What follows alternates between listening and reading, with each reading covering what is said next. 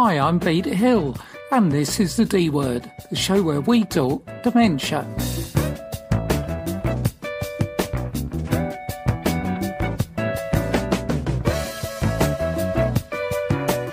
Happy New Year from us here on the D Word, and looking forward to another 12 months of dementia talk and music. To kick things off in 2023, my guest this week is Carol B. Amos, a dementia campaigner and author from Delaware. And Carol will be joining me right after Alan Jackson. 1976, a long, hot summer for me. 3 weeks in Ireland when it didn't rain a drop. Alan Jackson kicking off the D-Word in fine style this week. And we're going across the Atlantic to meet my guest, Carol B. Amos. Carol is a dementia campaigner and author whose interest in dementia started when her mother began having memory problems. Yes, and actually it went back before then because it sort of runs in our family. So she wasn't the first in our family to experience dementia. But so we sort of knew, what to look out for. And it turned out she was living alone. She was a widow. And I was on the East Coast of the United States. My brother was on the West Coast, and I had another brother in Ohio, but about 4 hours away. And we started to notice certain things. So on her how she was interpreting things. She'd read one thing and think it meant something else. And so on her 83rd birthday, I basically sent a note to my brother saying, hey, praise God, she's 83, but we need to keep a watchful eye on her. And so what we did is we increased our calls, we increased our visits. We sort of like compared notes because she'd say one thing to one sibling and it was like completely different. And so it really gave us a good sense that she was sort of having a difficult time taking care of herself. She was starting to struggle. So then we started to get involved with her doctor. So we started, going to her doctor appointments. And fortunately, they had done a lot of the pre-work for Alzheimer's. She had had an MRI. They had done this neuropsych evaluation. So that, made it good. But, so we're like, okay, if all of this is going on. So we were sort of thrilled, and I think they were thrilled because, what do you do with a person who's on this road and you don't know anything about the family? You can't share information because of privacy. So we were both sort of happy that we were at this point. But, we were sort of saying, well, if she has a problem, then why isn't she on any kind of medication? Because back then, it was believed that if you would start, let's say, Aricept, that it would delay the progression of the illness. So we're like, okay, why aren't you doing this? And it basically took us 3 tries, to get her on Aricept. We had to be her advocate, but they were giving us good reasons. She's just, in the MCI, mild cognitive impairment state. So, we don't have, she doesn't have Alzheimer's at that point, but we were able to work well. And it was a reputable hospital that we were working with. And, it sounded good. But then as she declined, we were always in contact with them. This is going on now. This is going on now. And they eventually prescribed Aricept for her. So that's how we really got involved with Alzheimer's. Yeah, and I guess, there's nothing like the lived experience, is there, when you're dealing with something like Alzheimer's. How much you must have learned one a heck of a lot going through that procedure. Well, going through that, and it was sort of good because each of us went to our Alzheimer's Association, and, got information. So we were each getting different things. And my brother in California worked at a hospital, so he had some resources there. So we were able to pull together a lot of information. But it's just hard when you're working full time. We're remote from her. When things would happen, we didn't know if they really, really happened or, it was her version of what happened. So it was hard. So we had to start, going home more often, to keep an eye on her and make sure everything was okay. But yeah, education is really key to understanding what's going on, understanding what resources may be available, and understand sort of like the progression of the illness. Yeah, it's a journey, isn't it? It's As a people journey. call it, and depending on where you are on that journey. I mean, tell me a little bit about the caregiving principle. Oh, okay. So I mentioned my mom, and we eventually had to move her to assisted living in her hometown in Cleveland. And then about a year later, it wasn't going as well because it's not as structured as a memory care would be. And we decided to move her to Delaware. And I was thrilled about that. I love my mom. We did a lot of things together. But I was really concerned because over the past year, we had had a lot of sort of battles with mom. We want to do this. She wants to do that. And I'm like, I want to bring her here. This is probably the last phase of her life, but I don't want to have to deal with all of these, battles. So I started thinking about what were some of the issues we had. And it really came down to the fact that, a lot of times when you think about needs of a person, you're thinking about activities of daily living. But my mom, her needs were much higher than that. Her needs encompass the total person. So in the caregiving principle, I define needs as by Maslow's hierarchy of needs. So she had a need for those physical things, eating, bathing, dressing, but she also had a need for safety. She had a need for social. She had a need for self-esteem. That was one that just kept coming up all the time. And a need for self-actualization, basically. I can do things for myself. I want to do as much as I can. So that's how it sort of got started, and it evolved over time. But basically, the caregiving principle basically says the needs of the loved one that you're caring for, minus the needs that they can provide for themselves, gives you what the caregiver really has to do. It's a framework. Whatever the loved one can't do, you're going to have to fill in there.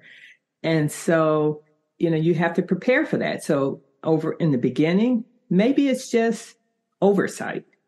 You just, keep an eye on her finances or his finances. Maybe it's minor stuff, but over time, that's gonna grow.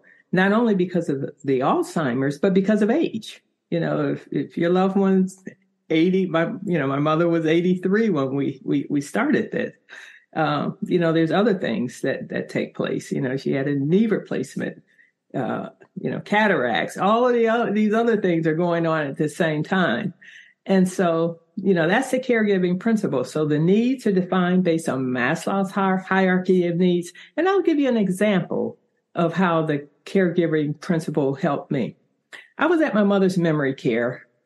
And I said, hey, I stopped by after work. And I said, I'm going to the mall. I'll see you tomorrow or I'll see you later in the week. And my mother said, well, I want to go. And I was sort of taken aback by that because she's never asked to do that. I'm like, great, let's go to the mall. So, I freshened her up and got her shoes on, brushed her teeth, all of that kind of stuff. And we walked out the door.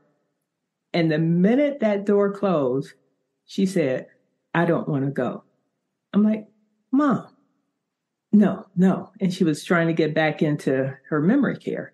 And I knew at that time, safety was an important part for her. She felt comfortable. It's what I call a sense of security being in that memory care. So having the principle at that point, I said, well, we're not going to be gone long. We're coming right back. I only have one item to pick up. I'm doing all of these things to try to get her out because she did have an interest in going. But she wouldn't go.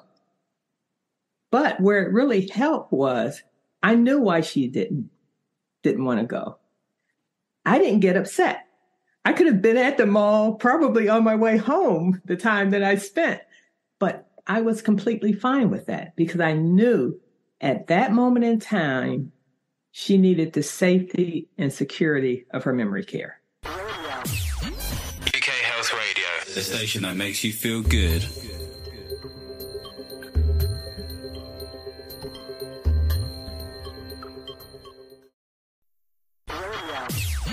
UK Health Radio, the station that makes you feel good.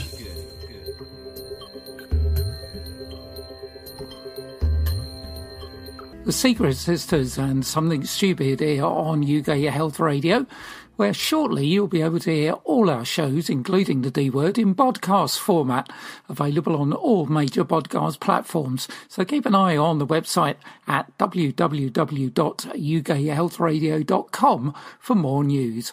I'm chatting to my guest, Carol B. Amos, about the caregiving principle. So it's, a lot of time is perspective. It's understanding, understanding what they can't always express. I knew why she couldn't leave. And the interesting thing about memory care is when those doors lock, they lock. I mean, you can sort of tell that you're leaving. And the minute that, maybe I should have held the door and just sort of helped it close a little more gently. But, she needed the safety and security of her memory care at that time. It was in the afternoon. It was, near sundowning time too. Maybe if it had been in the morning, maybe she would have, gone with me. But at that time, that's what she needed. So, she was content, so I was content as well.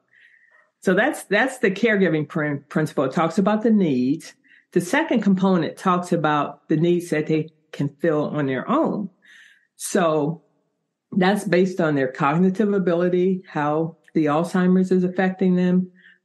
So, I always recommend that make sure you get, a good evaluation because, here in the United States, after talking to people, there have been a lot of misdiagnoses going on. People diagnosed with Alzheimer's and they really don't have Alzheimer's. It may be depression or medication or overload. Making sure that they get the full workup. And that's why we felt, comfortable with her hospital because they had gone through and done all of the different tests that really confirmed that it was MCI and not something else. So making sure you get a good evaluation, don't just, in the United States, we have what's called primary care physicians, but don't just rely on a primary care physician. That should be your first stop, but not your last stop. And then you want to, go to the specialist. And sometimes it can be sort of difficult and hard because they want to run a whole lot of different tests. And, and really as a caregiver, you just have to be patient because in a way you're hoping it's not Alzheimer's. You're hoping it is something else that's more treatable. So, just be patient. But you also have to look at their physical ability. That impacts their ability to take care of themselves. So in our mother's case, my brothers, and I must say, my brothers and I worked very well together. We did everything as a team. Every decision we made, we would all put our different thoughts together and then come out with, this is what we're going to do. And then we would support it wholeheartedly. And I really, really appreciated having that team, my circle of support.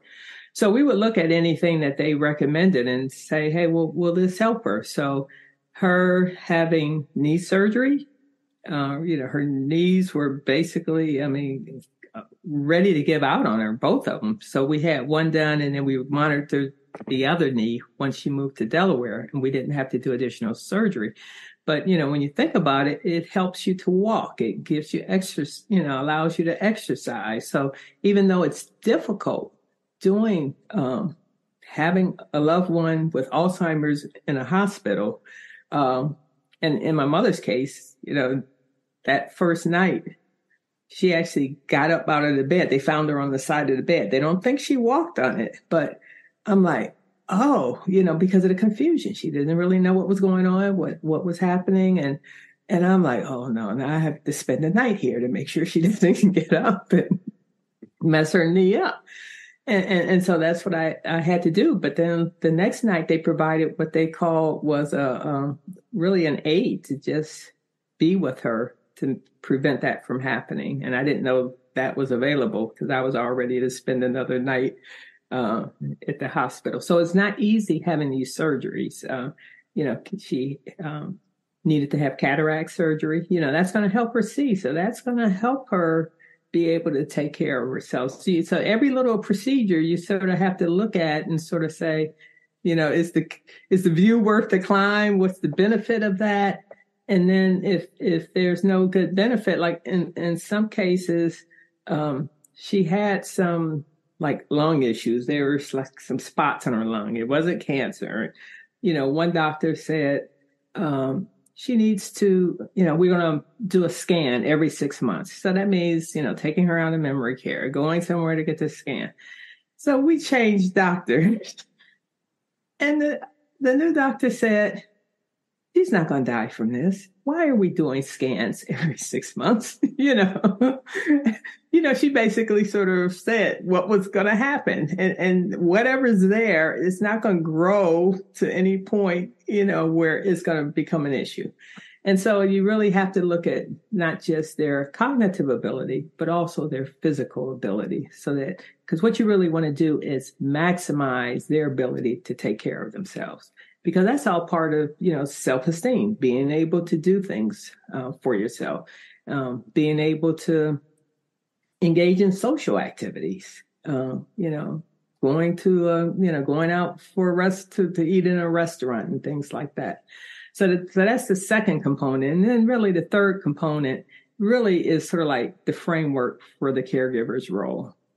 And, what the loved one can't do, the caregiver has to do. And it's a lot of work. It's a very stressful role.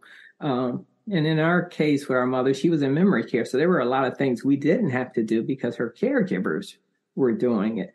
But that's what every caregiver needs to do. Get some people so that it doesn't all fall on one person. Because that time frame, sort of like from beginning to end, can be 10 or 20 years. And what happens is the increase in care needed is sort of gradual. So like in the beginning, you may bring your father into the house and, after meals, he helps with doing the dishes. But then over time, well, he's not really cleaning the dishes very well, or he's breaking dishes. So now he's no longer helping with that. And then, now you have to, cut up his food for him. And now there's like more food on the floor and under his chair. And now you have to, instead of washing the floor once a week, now it's twice a week, you have to mop the floor. So it's sort of a gradual thing. And every little one thing isn't a big thing, but when you put them all together, what you have to do more with helping them get dressed, what you have to do more helping them get groomed. All of these little things really over time. And I think that's where caregivers get sort of, don't realize that it's happening. I'm doing a lot for dad or for mom, because it's, you're doing a little more every week, but it's just a little. So it's like, so what? I have to cut up his food. That's a minor thing, but you also need to put the toothpaste on his toothbrush. You need to, it snowballs. So caregivers really have to realize that it's a stressful job. The physical part can be stressful, but the emotional part can even be more stressful. And that's why, I tell caregivers, you really need to take care of yourself, making sure you get help. It may mean getting more family members. It may mean getting a caregiver in the home. It may mean putting your loved one in a facility. And there's advantages to that, because when you're spending time with your loved one, you're not worried so much about the eating and getting dressed and all of that. You're spending more quality time with your loved one. But you have to spend the time to find the right place. Not every place is going to, give your loved one the care and respect and everything that they need. That really is a great album from Aaron McDonnell called Too Many Days Like Saturday Night, and that track was asking a whole lot of this heart. As always, we'd love to hear from you here on The D Word. You can find us on social media at Radio TDW on Twitter, the Radio TDW Facebook page, or by email to tdwradio@gmail.com. My guest this week is Carol B. Amos, and we're talking about the caregiving principle, which looks at the full length of the Alzheimer's journey, including the decline in cognitive function over time. Part of the caregiving principle, that second component, when it talks about their ability to take care of themselves, they're going to decline over a period of time. They're going to decline. And so you have to prepare for that next step. You can't wait till you need a care home to do something. And at least in the United States, a lot of them have waiting lists. You just can't say, hey, I need and it's even worse with caregivers here in the United States. You want someone to come in the home for 4 hours a day for four days a week or whatever. You're on a waiting list for that nowadays. So you have to start thinking about this in advance. So that was one thing that helped us, is when we decided mom shouldn't be at home by herself, we moved her to assisted living. And my brother had visited a place 6 months earlier. So we already had a place he liked, and, we looked at and it looked like, hey, this is great. It's sort of like in her same neighborhood, and she could probably continue some of the things that she was doing. And she was familiar with the area. So, it really made a stressful time less stressful, because we had to sell the house, sell the car, get her moved in, all the, there's tests you have to do, TB tests and stuff to get her, into the facility. She had long-term care insurance, which helped, but, there's a process you have to go through with that. And, like emptying out a house that she had been in for, 20 something years, her and my father, that wasn't easy, and we weren't living there. So if we really had to spend a lot of time finding assisted living for her, that would have just made a stressful time even more stressful. Yeah, I think there is so much reliance on education there, isn't there? And as a caregiver, almost kind of learning to ask the right questions of the medical professionals as well. Mm-hmm. And I know you've kind of summed up the story in the book that you wrote, Hope for the Alzheimer's Journey, which kind of takes people through that process that obviously you had to go through with your brothers. Mm-hmm. Mm-hmm. You have to, it is a journey. And, the hope in the book stands for, the H stands, it's an acronym. The H stands for help. Caregivers have to reach out for help. A lot of caregivers will think, the behavior that they see in their loved one is, only my loved one does that. But a lot of people are doing the same thing, but until you talk to other people, it's hard to realize that you're not the only one going through this. So reaching out to others for help for your loved one, and also help for yourself, a support group where you can talk to other caregivers. The O stands for organization, being able to keep all of these balls moving at the same time. And one of the best tools that I used was what I call her doctor sheet, because she had a lot of, different things that she was going to the doctor. So it was one page, and my brothers had a copy of it too, the doctors, their hours, where they were located. And it was all in one place. And we ended up using it because my brother said, when I come to visit, I'll take her to some of her doctor appointments. So we were able to sort of use it to say, well, she sees this doctor twice a year. She sees this one once a year.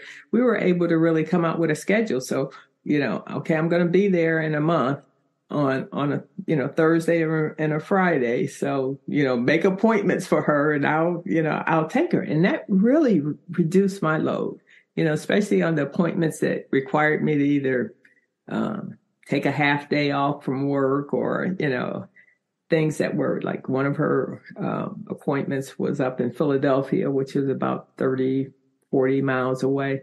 So that really helped. But, getting organized and having all of that. And I put all of her information in one of those plastic tote bins. So everything dealing with my mother, because, you lose a script, to get a test done, you lose this, and it could just drive you crazy. So, getting organized is key. And P is preparation, sort of being ready for the next phase of the journey, whether it's a facility or whether it's getting more help. But it's also, P is really important for anything you need to do with your loved one. So if you want to take your loved one to a social outing or even to a restaurant, you sort of have to prepare. Like one of the things I really wanted to take my mother to and I never did was the Philadelphia Flower Show. But I just thought it was just too much walking and it's but I sort of went through the process of thinking what it would look like. You had to park one place and you take a bus to the, and I said, well, maybe if I had another person, it would help. But, for any activity, you really have to think about, you have to sort of prepare, how is she going to receive it? Is this too much for her? And I thought it would be. But then you look at other activities, like we would take her to ball games, minor league baseball games, which was sort of family oriented, and you could sort of go. And if you didn't stay for the whole thing, it's fine. But you still have to sort of plan out, okay, how far is she going to be able to walk there, and what, will she be okay? So you're thinking about really, from a social and a self-esteem, all of those things, thinking about her total needs as you're making some of those decisions on even on things like social activities. UK Health Radio, the station that makes you feel good.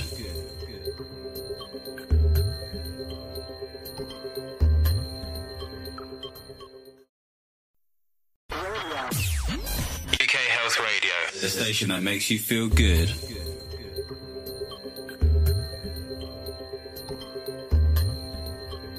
Such a great voice. Alison Grausan, Losing You. Carol B. Amos is this week's guest, and it's clear that in her work on the caregiving principle, you really need a whole rounded view of the person being cared for. And it makes them feel better. I mean, you're trying to maximize,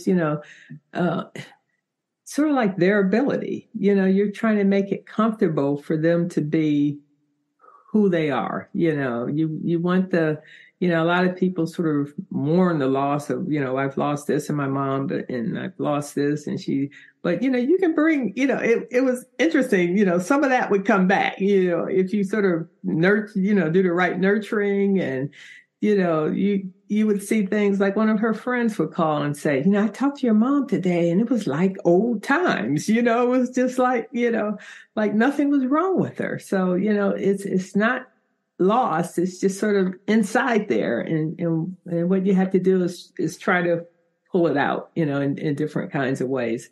And I would do things like when I would go to visit her, I'd say something, tell myself, and I don't know if I ever really accomplished this, but I'd say, I'm going to make her laugh today. I don't know how I'm going to do it, but I'm just going to, laughter is good for the soul. I'm going to try to do something, to make her laugh. And, sometimes I did, probably sometimes I didn't, you get sidetracked, but you just sort of, the visits were sort of like her time. And I let her sort of like call the shots on what she wanted to talk about or what she wanted to do. So I was definitely in her world then. Yeah, I think, it's important to concentrate on what someone can still achieve, rather than what they can't, because it kind of highlights the condition. Whereas if you concentrate on what they can do, right, then, you're demonstrating, that can make a lot of difference. Right. And in my, in the book, I talk about 3 things that sort of maximize their ability. I talk about sort of having a routine, something they feel comfortable with. And even when, we go out to dinner, we would go out the same time she would normally have dinner at her facility. We tried to work, doctor's appointments sort of around her routine, sort of being in, trying to minimize any anxiety that they might have, and there's, a lot of ways you can do that, sort of living in their world. And then the other one is really trying to engage them in stimulating activities. So, like sometimes, just going to a doctor's appointment, I'd say, okay, we're looking for this address, 1421 Main Street, and, I'd have her saying, oh, no, we're at 1209 right now. We're getting close, and it engaged her, okay, here, okay, we're here. And okay, let's go inside. Oh, we need to find what, we would go to the directory, okay, we're looking for Dr. Smith, and okay, Dr. Smith is in room 209. Okay, now if we were late, we weren't going through all of that. If we were late for the appointment, but okay, let's find the elevator. So just trying to constantly engage, your loved one is really critical as well. Yeah, I think I read some of the reviews of your book. And the one I liked most was the person that said this book is insightful, educational, but most of all inspirational, which I think was a really good way of summing up the book. And also, I mean, people write books for various reasons. And on your website, I love the quote that says, Carol's hope and prayer is a cure will soon be found and a book will no longer be needed. Definitely. And actually, when my publisher did this like red carpet event for new authors when our books came out, and we got to say a few things, but I basically said, hey, I want this book to become obsolete. I don't want anyone to go through what we have gone through. And so, that's the key. I'm involved with the Alzheimer's Association. I do care and support. I'm an advocate. So I'm advocating different Alzheimer's issues. I'm an advocate to our Senator Christopher Coons of Delaware. You have to work on all sides of things. I've done fundraisers. I did a fundraiser for the book on the longest day. So we need, it's not a U.S. issue. It's a worldwide issue, and we need a solution. And, some of the things that Lindsay, talked about, that's a great first step, the Bredesen protocol, because, we're bombarding ourselves with toxins, a lot of the toxins out there. It's interesting because, from a United States perspective, I wouldn't think that the United Kingdom have more restrictions on things than we do in the U.S., but it's like that. But until you become educated, and the E in the book, in the HOPE acronym is education. So, it's just learning about all of the different things can impact brain health. Yeah, I think, unfortunately, time's drawing us to a close. But I think also, along with all of that, we need more inspirational people like you as well. And I think your mum would be really proud of, what you've achieved. Yeah, I think it's because initially I was like, this is her story. Should I publicize her story? But, my mom was a person, she was active in her church. She was a deaconess. She was always helping people. And that's where I get my inspiration from God and from her. But when I was debating, even at the last minute, do I want to do this? Is this something Mom would want me to do? And the answer was yes. She would want me to be able to help people. And a lot of dealing with this is, it's a mindset. You just have to, you have to embrace your loved one and the disease. You can't really separate them. I would be out with my mom sometimes and someone would walk by and they were looking different, and you can define different however you want. And I'm like, Mom, and a lot of times I would try to sort of hide the person from my mom because I didn't want her to say something that was going to embarrass that person or me, but you just basically have to say, it is what it is. I'm going to embrace her. I may not like her behaviors or some of her comments, but she's my mom and I'm in it. I'm going to embrace all of her. Yeah, I think that's a great sentiment And, to pinch a review of your book, I think it's been very inspirational talking to you. Thank you so much, Carol, for being my guest on the D Word. Oh, well, I'm really honored getting my book and getting into the United Kingdom. I haven't been doing a lot, of publicity during this COVID period, but, dementia doesn't take a break. The number of cases continue to grow. And, I was trying to be active during National Family Caregivers Month and Alzheimer's Awareness Month, because it doesn't take a break, So, I just, wish the very best for all of your listeners.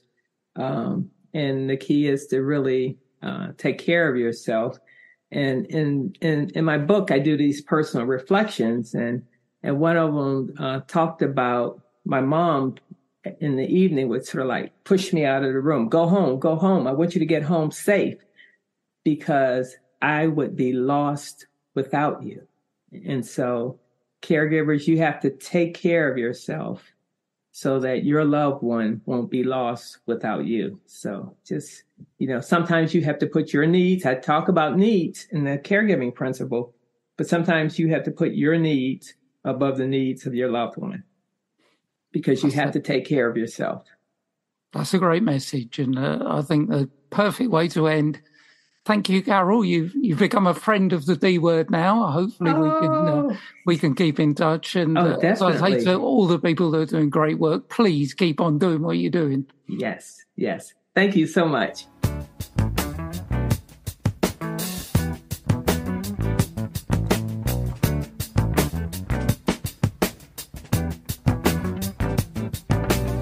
My thanks to Carol, and if you'd like to find out more about the caregiving principle, then have a look at the website carolbamos.com.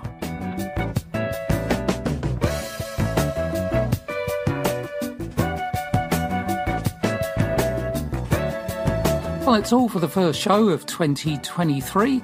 Thanks and a very happy new year to Angela, our production assistant. And next week, I'm going to be meeting up again with Dr. Marvin Berman, who's going to be talking about the latest developments in light therapy. So until then, thanks for listening and take care now.